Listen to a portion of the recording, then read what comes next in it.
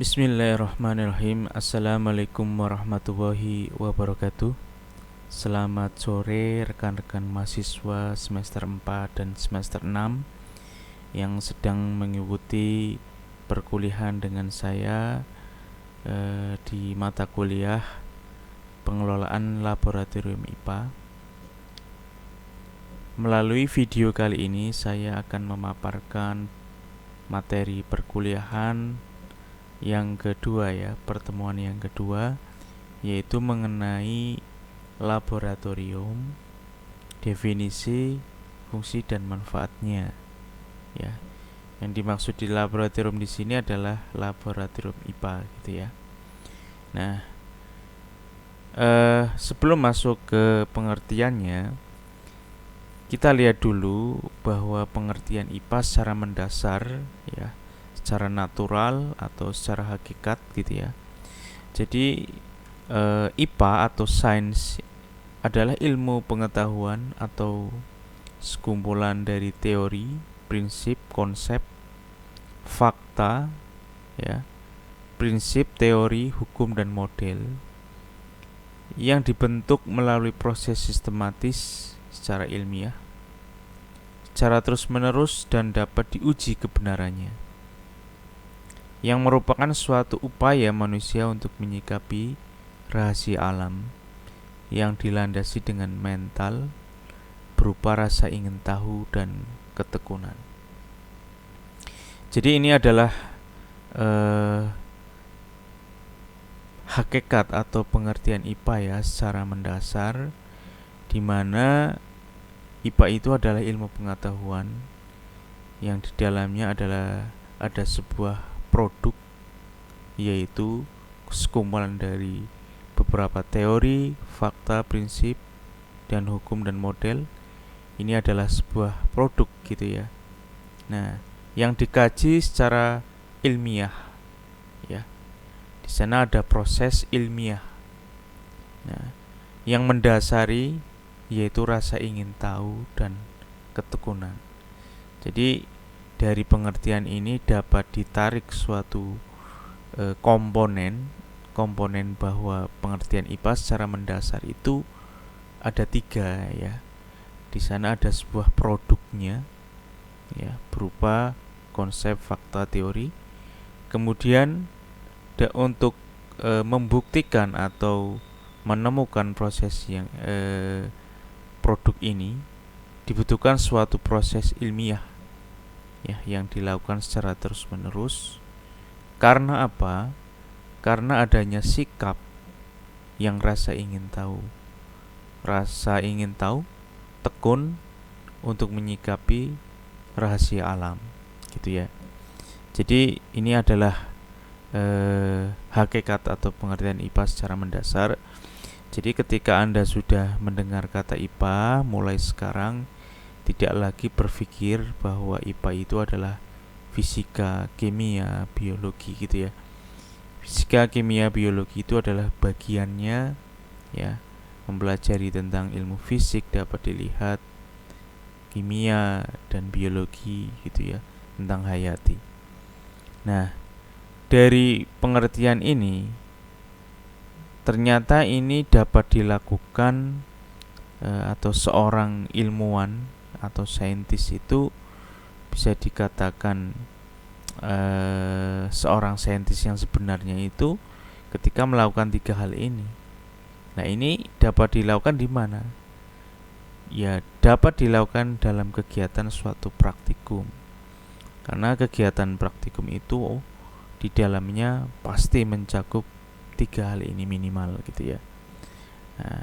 Nah, berkaitan dengan kegiatan praktikum, pasti ada suatu ruang atau tempat untuk melaksanakan kegiatan praktikum itu. Nah, ruang atau tempat tersebut itu yang kita sebut sebagai laboratorium.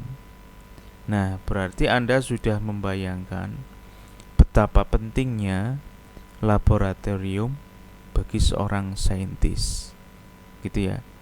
Jadi di sini saya tulis laboratorium merupakan lingkungan yang sangat penting, sangat vital dan dibutuhkan untuk mempraktikkan sains.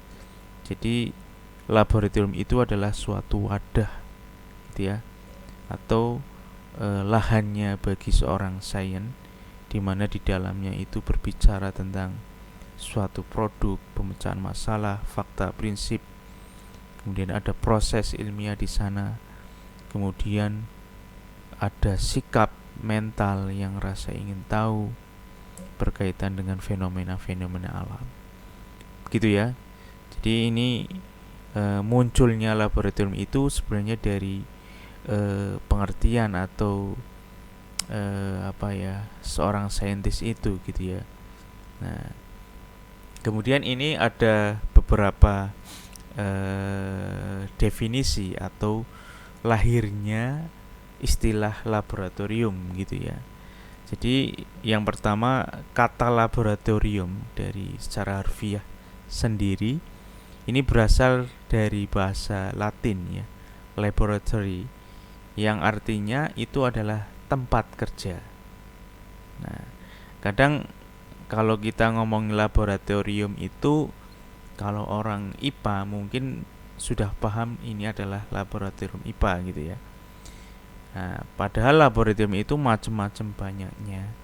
Ada lab komputer gitu ya, ada laboratorium komputer, ada laboratorium IPA gitu ya, dan laboratorium yang lain banyak ya. Nah, lingkup kita yang akan kita kaji selama 1 semester ini adalah laboratorium IPA.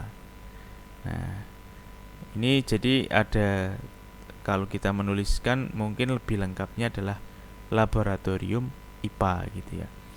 Jadi kata laboratorium itu sendiri diartikan sebagai tempat kerja. Dalam perkembangannya, kata laboratorium diartikan sebagai tempat kerja ilmiah. Kemudian beberapa sumber mengatakan atau mengartikan laboratorium IPA itu sebagai satu, tempat yang dilengkapi dengan peralatan. Jadi ada suatu tempat yang dilengkapi dengan peralatan untuk melangsungkan kegiatan eksperimen atau pengujian dan analisis. Ya, jadi ada tempat, di situ ada alat-alat, dan di situ juga berlangsung kegiatan eksperimen. Yang kedua, suatu bangunan atau ruang yang dilengkapi dengan peralatan untuk melangsungkan penelitian ilmiah ataupun praktek pembelajaran bidang sains gitu ya. Nah, kemudian nomor 3, tempat memproduksi bahan kimia atau obat ya. Karena mungkin di dalam laboratorium itu juga akan tercipta suatu produk gitu ya.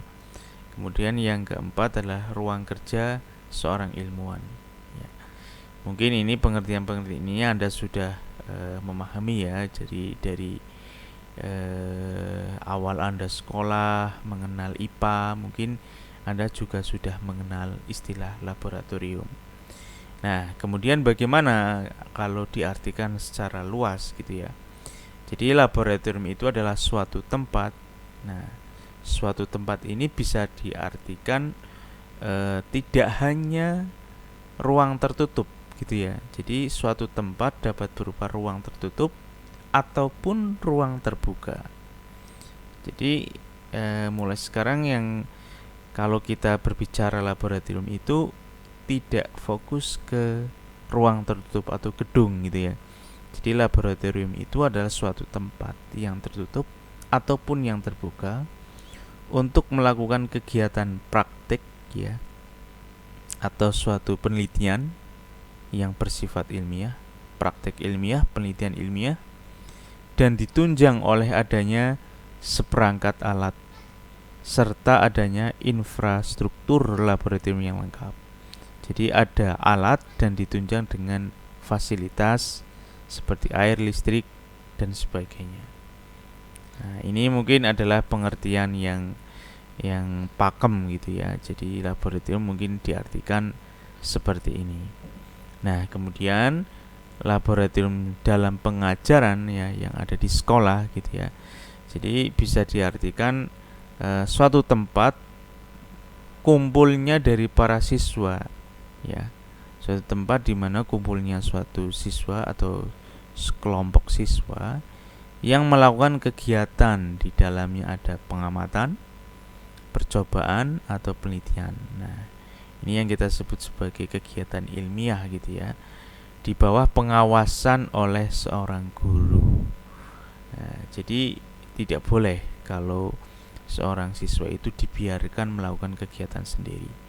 Dia harus dituntun oleh guru atau diawasi oleh guru, di mana semua percobaannya itu sudah disiapkan gitu ya.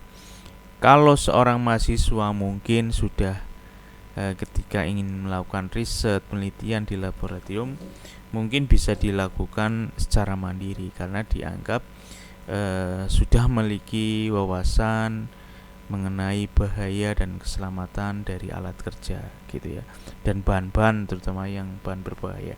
Jadi kalau siswa harus ada pengawasan gitu ya. Kemudian laboratorium yang dimaksud dapat menggunakan ruang tertutup, gedung, atau ruang terbuka. Ini seperti yang saya bicarakan di bagian atas gitu ya. Nah, kemudian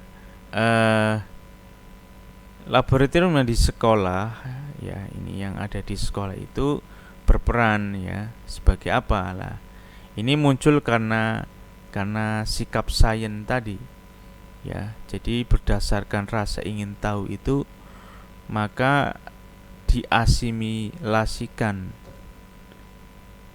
oleh siswa yang berpartisipasi dalam kegiatan laboratorium yang bermakna. Jadi sikap rasa ingin tahunya itu akan tercermin dalam kegiatan laboratorium yang bermakna. Yang bermakna ini maksudnya adalah kegiatan laboratorium yang melakukan kegiatan rasa ingin tahu.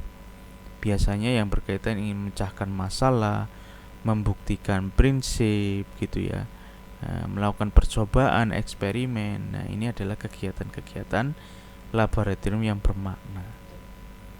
Nah, kemudian laboratorium merupakan lingkungan yang vital di mana sains dipraktikkan. Ya, ini jelas sekali gitu ya, sudah mengerti bahwa laboratorium itu ya suatu tempat untuk mempraktikkan sains. Kemudian kegiatan laboratorium mengembangkan ragam yang luas dari keterampilan investigasi.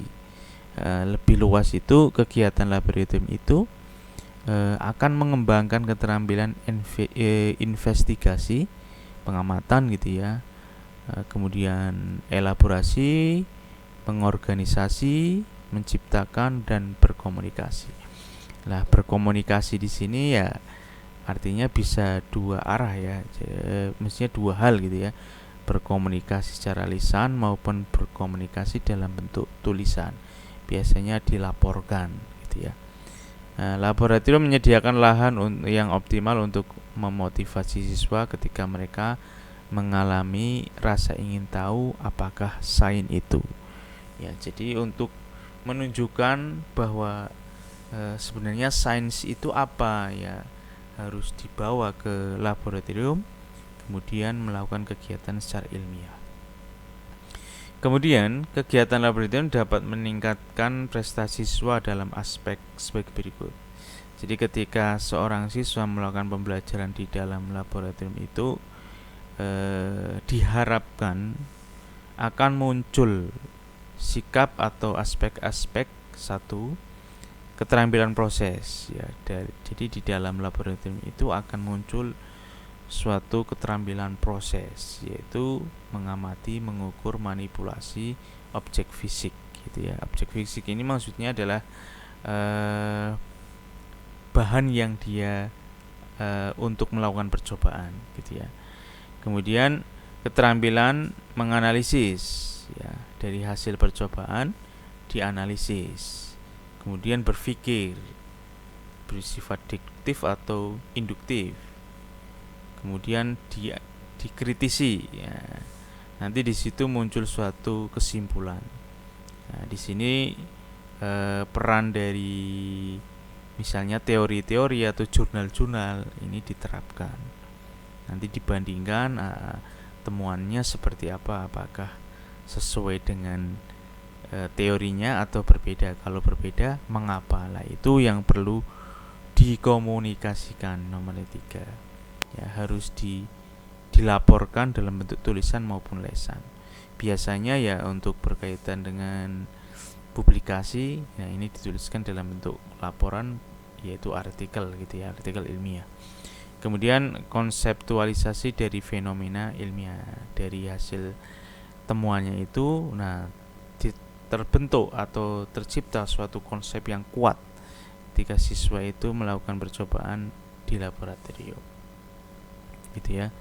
Nah, mungkin itu saja materi dari saya atau uraian penjelasan secara singkat apa itu laboratorium, secara definisi, kemudian bagaimana kok bisa muncul laboratorium gitu ya. Itu berkaitan dengan pengertian dari IPA itu sendiri secara mendasar. Kemudian laboratorium yang ada di sekolah itu harapannya seperti apa, ini sudah saya paparkan gitu ya. Mungkin itu saja yang dapat saya sampaikan uraian perkuliahan atau video singkat ini. Semoga menambah wawasan kepada pemahaman Anda. Ya, sekian dari saya. Assalamualaikum warahmatullahi wabarakatuh.